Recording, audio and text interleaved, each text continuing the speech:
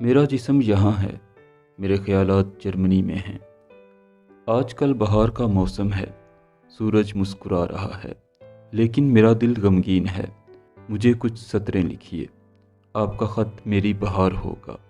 میرے دل غمگین میں آپ کے لیے بڑے خوبصورت خیالات ہیں، اور یہ خاموشی سے یکے بعد دیگرے آپ کی طرف روانہ ہوتے ہیں۔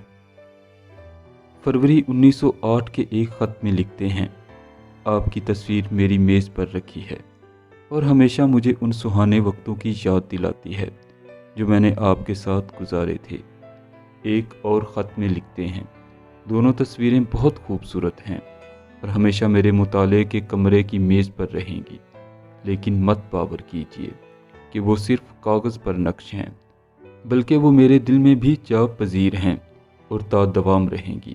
شاید میرے لیے ممکن نہ ہوگا کہ میں دوبارہ آپ کو دیکھ سکوں، مگر یہ ضرور تسلیم کرتا ہوں کہ آپ میری زندگی میں حقیقی قوت بن چکی ہیں۔